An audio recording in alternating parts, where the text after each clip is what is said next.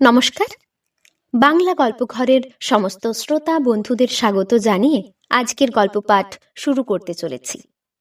আজ আপনাদের যে গল্পটি পাঠ করে শোনাতে চলেছি আশা করি খুব ভালো লাগবে। তাহলে প্রথম থেকে শেষ পর্যন্ত শুনতে থাকুন।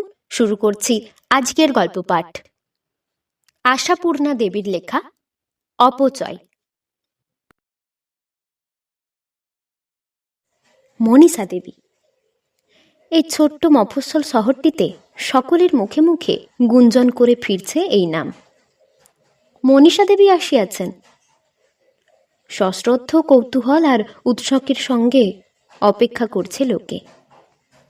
মনীষা দেবী এখানে আসছেন, ওই ছোট্ট শহরটুকুর পক্ষে কম গৌরবের নয় সেটা। মনীষা দেবী কে? এ প্রশ্ন করলে আপনাকে হাস্যাস্পদ হতে হবে। মনীষা দেবী যে কে সে কথা জানেন না কে?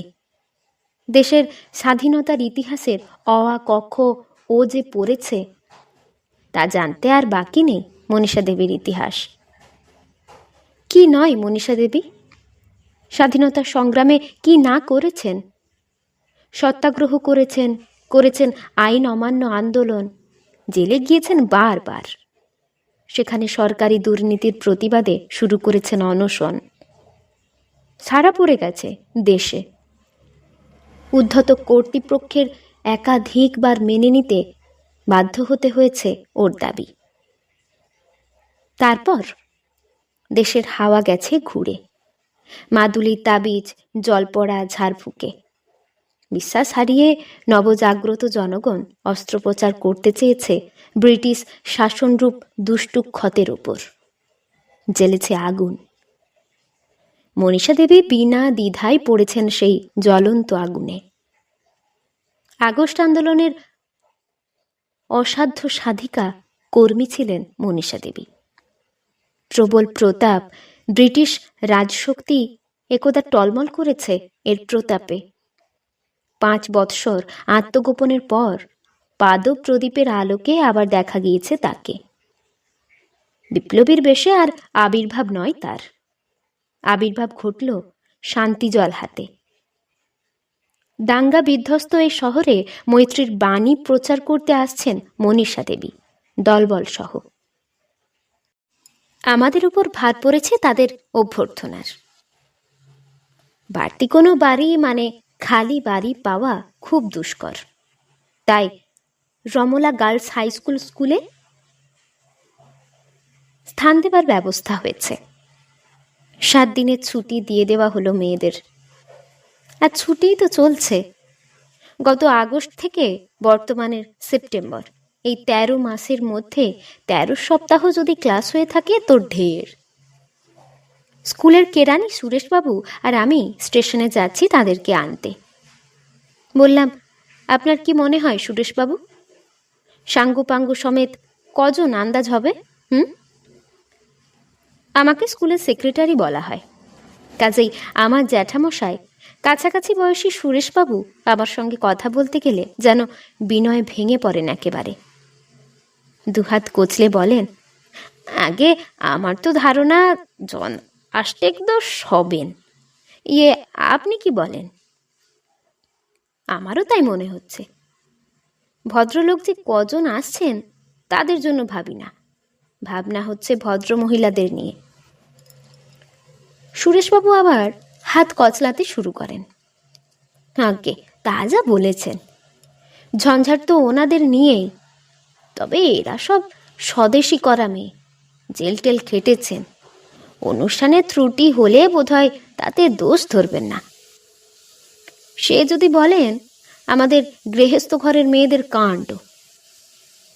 আমার মেয়ের বিয়ের সময়ের কথা বলছি। মেয়ের মামাবাড়ির গোষ্ঠী ঝেঁটিয়ে এলো। জায়গা দিই কোথায়?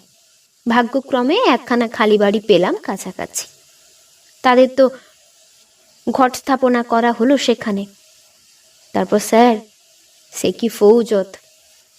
24 ঘন্টা তাদের এটা চাই ওটা চাই, এ নইলে কি করে হবে, ও নইলে টিকবো কি করে।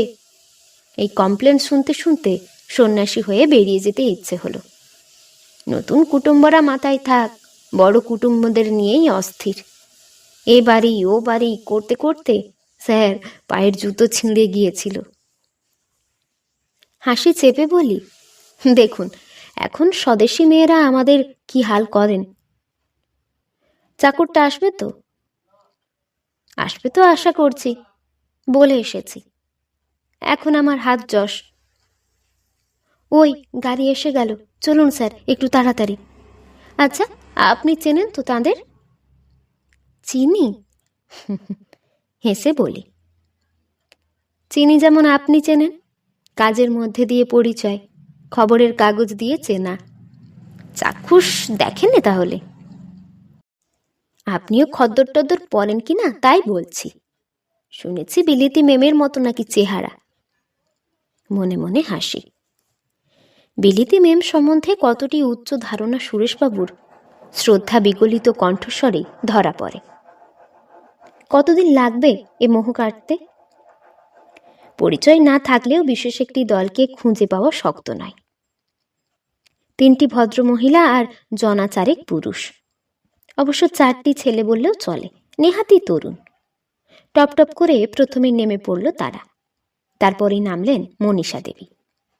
পিছনে যে 2টি ভদ্রমহিলা নামলেন তাদের আর দেখিনি ভালো করে। সত্যি কথা বলতে কি, মনীষা দেবীর দিকে তাকিয়ে আর চোখ ফেরানো শক্ত। কিন্তু সুরেশবাবুর আইডিয়ার সঙ্গে মিল নেই কোথাও।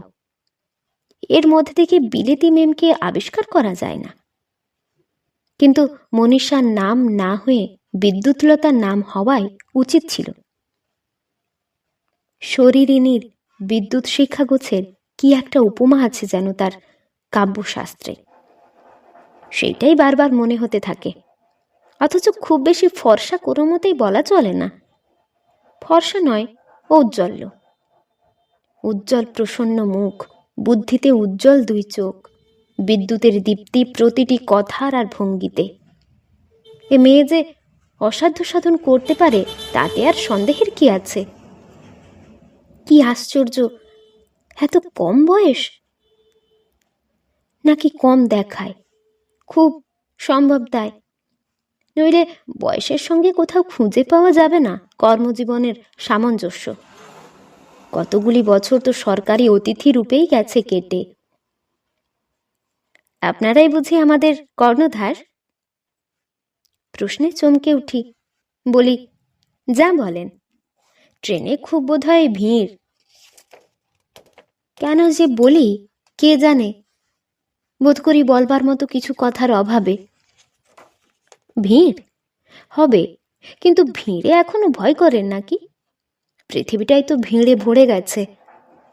কোনো গতিকে পথ করে নিয়ে বেরিয়ে যাওয়া। যাক, তাহলে আমাদের আশ্রয় দিচ্ছেন কোথায়? মাথা নেড়ে বলি, চলুন। কিন্তু জানেন তো আজকালকার দিনে বাড়ির অবস্থা কিরকম ঘোরালো। একটা মেয়েদের স্কুলে ব্যবস্থা করা হয়েছে, অবশ্য অসুবিধা খুবই হবে। মনীষা দেবী হেসে ওঠেন। আপনি যেরকম বিনয় শুরু করেছেন মনে হচ্ছে ভোজ খাওয়ার নেমন্তন্ন করে এনেছেন আমাদের। স্কুল বাড়ি সে তো দেদার জায়গা, 4খানা দেওয়াল আর 1খানা ছাদ থাকলেই যথেষ্ট। প্ল্যাটফর্ম থেকে বেরুতেই গাড়ি অপেক্ষা করছিল। উঠিয়ে দেওয়া হলো ওদের। পিছনের ভদ্রমহিলা 2টিকেও দেখলাম এবারে। নীরস নিস্পৃহ মুখ, কর্মী মেয়েদের যেমন হয় সাধারণত। অথচ মনীষা দেবীর মুখ কি সুন্দর, প্রাণবন্ত। বড় হওয়া অমনি নয়, প্রয়োজনের অতিরিক্ত প্রাণশক্তি নিয়ে না জন্মালে বড় হওয়া যায় না। আমাদের গাড়ি পিছন পিছন চলল। নামবার সময় বললেন, কি চমৎকার পথ, কি সুন্দর শান্ত আবহাওয়া। ভাবতেই ইচ্ছে হয় না যে এখানে দাঁড়িয়ে মানুষ রক্তারক্তি করে। আচ্ছা, এখন অবস্থাটা কি রকম? বললাম, ঠিক আমাদের এই অঞ্চলটায় বিশেষ কিছু হয়নি, হয়েছে শহর ছাড়িয়ে একটু দেহাতের দিকে। এখন থেমে গেছেই বলা চলে। নিরক্ষর অশিক্ষিত সব লোক যে যা বুঝিয়েছে তাতেই তেতে উঠেছে। এদের স্বভাব কি জানেন? জ্বলে উঠতেও যেমন দেরি লাগে না, নিভতেও তেমন সময় লাগে না। ওইটাই তো মানুষের সাধারণ স্বভাব। অবিরাম জ্বলতে পারে এমন আগুন আর কজনের মধ্যে আছে? সাহসে ভর করে একটা উত্তর দিয়ে বসি। দেখবার আগে মনীষা দেবী সম্বন্ধে যেমন একটা সুদূরবর্তী ভাবছিল মনের মধ্যে, সেটা যেন সহজ হয়ে আসে। বলি, ধরুন আপনাদের মতো। হেসে উঠলেন। কলকণ্ঠ হাসি। ওর বিরাট মর্যাদার সঙ্গে ঠিক খাপ খায় না বললেই বোধহয় এত সরল আর মিষ্টি লাগে হাসিটা। আরও কিছু বলতে যাচ্ছিলেন, পশ্চাৎবর্তিনীদের একটা অস্ফুট মন্তব্য কানে এলো। এই হলো আরম্ভ গল্প। সারা রাত্রি ট্রেন জার্নি, স্নান টান করে বাঁচা যাক তা নয়। অর্থাৎ বোঝা গেল মনীষা দেবীর স্বভাবটি গল্পপ্রবণ, এবং সে স্বভাবটা এদের খুব প্রিয় নয়। তাড়াতাড়ি বলি, চলুন, আপনারা টায়ার্ড হয়ে এসেছেন, চাকরটা এসেছে কিনা খোঁজ করি। অনেক কাজের মধ্যেও মনের ভিতর ঝঙ্কৃত হতে থাকে সেই হাসির সুর। আসল কথা, বিশিষ্ট কোনো ব্যক্তির সম্বন্ধে আমাদের মনের মধ্যে থাকে একটি বিস্ময়কর ভাব। প্রত্যেক বিষয়ে অসাধারণত্বের আশা করি। তাই তাদের মধ্যে সহজ ভাবের বিকাশ দেখলে আমাদের আকৃষ্ট না হয়ে উপায় নেই। অবশ্য সকলে কিনা জানি না, হয়তো সুরেশবাবু তাতে হতাশ হয়ে উঠবেন। সুরেশবাবুর ভাষায় তখনকার মতো ঘটস্থাপনা করে ফিরে এলাম। বিকেলের দিকে আবার গেলাম কার্যতালিকা আলোচনা করতে। শুনলাম উষা নাম্নী ভদ্রমহিলাটির নিদারুণ মাথার যন্ত্রণা, তিনি উঠতে অক্ষম। তৃতীয়টি থাকবেন তার কাছে, সেই তাজা তরুণ কটি। আর মনীষা দেবী বললেন, চলুন আপনাদের দেশটা একটু বেরিয়ে আসি, কোনো কিছু কাজ করবার আগে জায়গাটা সম্বন্ধে কিছু জ্ঞান থাকা ভালো, কি বলেন? বললাম, নিশ্চয়। আচ্ছা, তাহলে তৈরি হয়ে নিন, আমি গাড়ির ব্যবস্থা করে আসি। গাড়ি? গাড়ি কি হবে? কি শিশির, তোমাদের গাড়ি লাগবে? না না বাবা, আমাদের আবার কি দরকার? শিশির প্রমুখ চারজনই আপত্তি করে ওঠে। সদ্য গৃহচ্যুত মুখচোরা ছেলে, নিতান্ত ভাবের ঘোরে দেশের কাজে নেমেছে। কাজ সম্বন্ধে ধারণা কিছুমাত্র আছে এ সন্দেহ না করি, তবে ইচ্ছাটা অকপট তা বোঝা যায়। এরপর যেন বলো না আপনি আমাদের লোকসান করালেন। অতঃপর পদব্রজে যতটুকু যাওয়া যায়। চলতে চলতে অনেক কথা হলো। বললেন, আমরা এসেছি বটে, কিন্তু আমার কি মনে হয় জানেন, 2-4 দিন হৈ হৈ করে সভা করে শান্তির বাণী বিতরণ করায় স্থায়ী কাজ বিশেষ কিছু হয় না। এর জন্য চাই স্থায়ী প্রতিষ্ঠান, অনলস কর্মী, অজস্র লোক। তারা ছড়িয়ে থাকবে শহরে, গ্রামে, পল্লীতে পল্লীতে।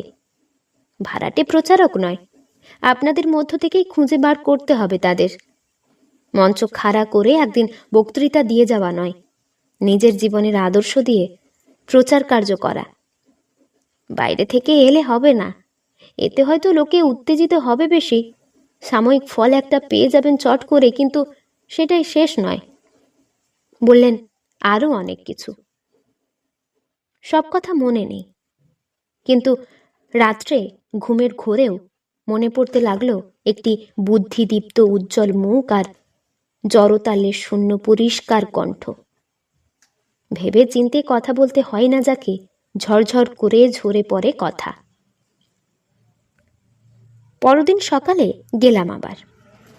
উষা দেবীর মাথা ধরা ছেড়েছে, বিরস মুখে বসে আছেন চায়ের টেবিলে। তৃতীয় ভদ্রমহিলা, যার নাম জানি না, তিনি চা ঢালছেন। তরুণ কজন ত্রতব্যস্ত। শুনলাম চাকর আসেনি, তাই সকলেই চিন্তিত, বিষণ্ণ। শুধু মনীষা দেবী অনুপস্থিত। অনুপস্থিত ভৃত্যের ওপর ভদ্র ভাষায় কিছু কটুবাক্য করে, এবং দেশের বর্তমান নানা সমস্যার মধ্যে এটাও যে একটা বিশেষ সমস্যা, সেটার বিশদ আলোচনা করে অবশেষে যেন হঠাৎ মনে পড়েছে। এইভাবে বলি, আচ্ছা, ওকে দেখতে পাচ্ছি না, আপনারা কোন দিক থেকে কাজ আরম্ভ করবেন সেটা কি ঠিক হয়ে গেল? উষা দেবী নীরস কণ্ঠে বলেন, সে আর আজকে কি করে হবে, মনীষা দেবী না আসা পর্যন্ত। অবাক হয়ে বলি, উনি কোথায় গেছেন? গেছেন দিল্লি। এখানে আসা সব ঠিক, হঠাৎ চলে গেলেন দিল্লি প্লেনে করে। আমাদের মতন চুনোপুটি তো আর নয়। গভীর অন্ধকার হাতড়ে বলি, তা আসবেন কবে? খুব সম্ভব কাল, তবে পরশুও হতে পারে। পরপর দুদিনই স্টেশনে লোক রাখতে বলেছেন। হতাশভাবে কি বলছি না বুঝেই বলি, মনীষা দেবী তাহলে আসেননি আপনাদের সঙ্গে? পাগল অথবা ইডিয়ট প্যাটার্নের লোকের মুখের দিকে যেভাবে লোকে তাকায়, সেইভাবে তাকান উষা দেবী আমার মুখের দিকে। শুধু দেবু নামক ছেলেটি রীতিমতো হেসে ওঠে। বেশ বলছেন তো, বাহ, তাকে কি আমরা লুকিয়ে রেখেছি? উষা দেবী তেমনি বিরক্ত নিরস কণ্ঠে বলেন, দয়া করে চাকরটার একবার খোঁজ করবেন। কাল একবার মূর্তিটা দেখিয়ে গেল, ব্যাস। দোষের মধ্যে বলা হয়েছিল রান্নাটা অখাদ্য। ব্যস্ত হয়ে বলি, তাই তো, ভারী মুশকিল। আচ্ছা, আমার বাড়ি থেকে যদি খাবার টাবার পাঠানোর ব্যবস্থা করি? যদিও খুব দুঃসাহসে ভর করেই বলে ফেলি কথাটা, তবু তেমন আমল দেয় না উষা দেবী। বলেন, তাই কি আর সম্ভব? যাক, হবেই যা হয়। আপনি শুধু একটা ভালো তেলা উনুনের ব্যবস্থা করে দেবেন।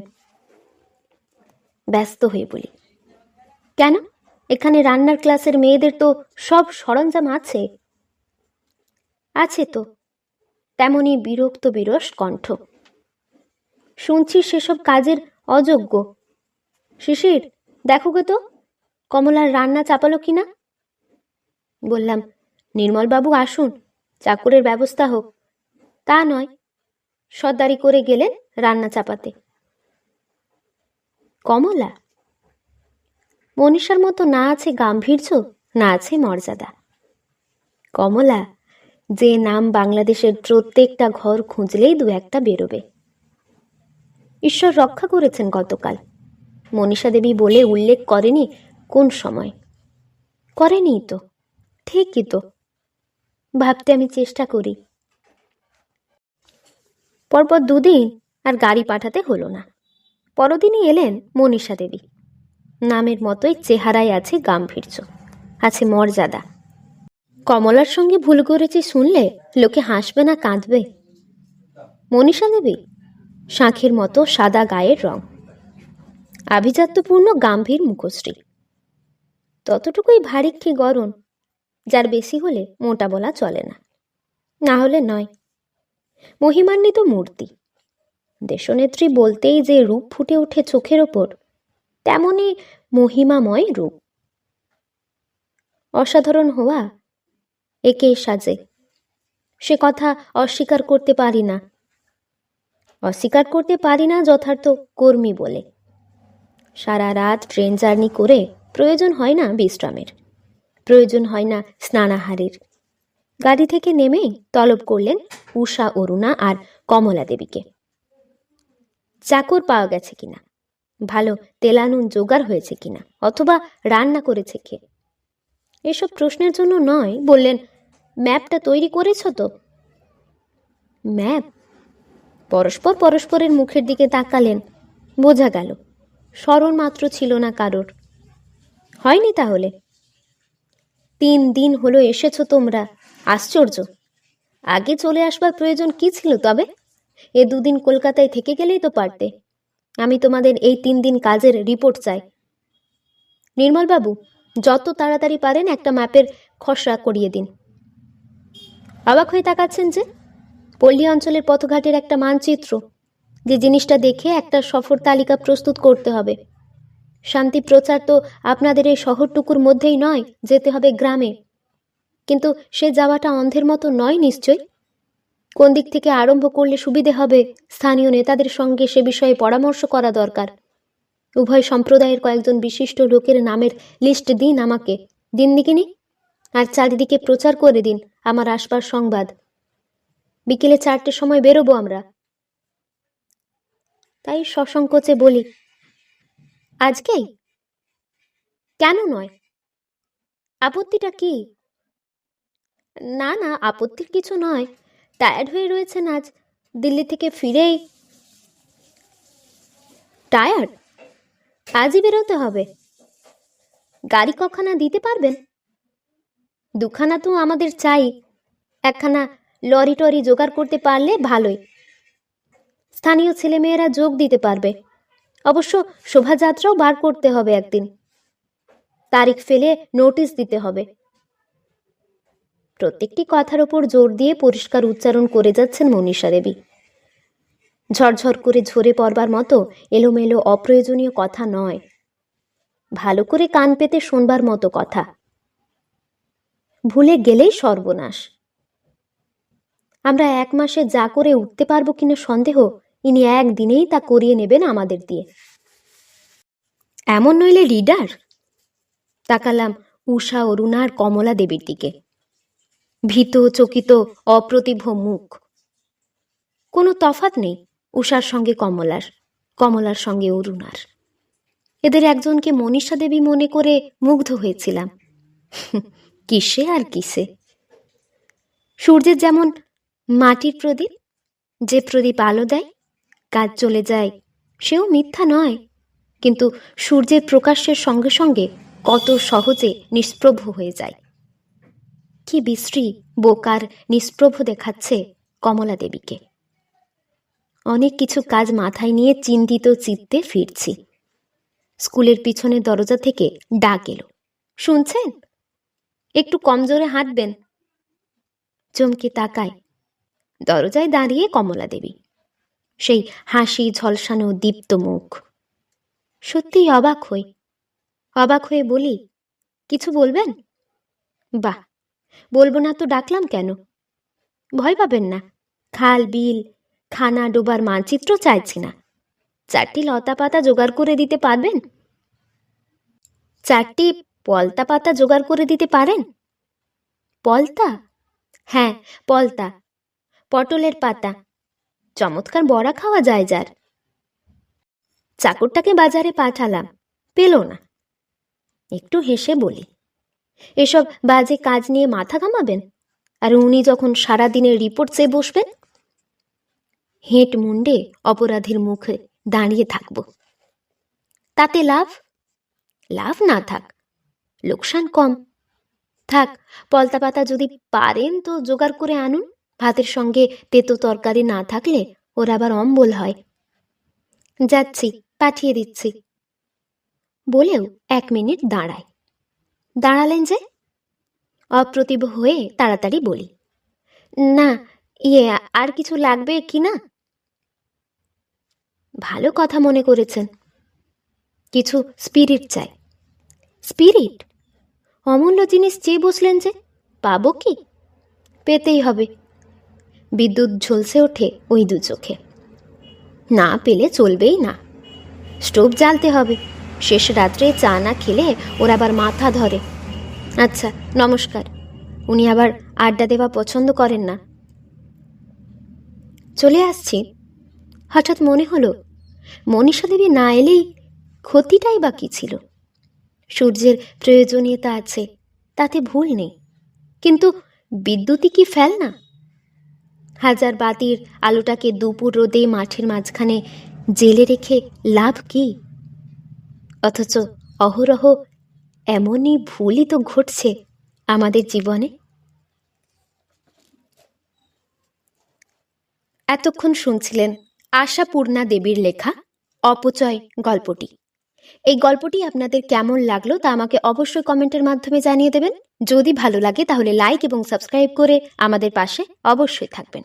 আবার দেখা হবে পরের কোনো একটি গল্প নিয়ে। ততক্ষণ আপনারা ভালো থাকবেন, সুস্থ থাকবেন, সাবধানে থাকবেন। নমস্কার।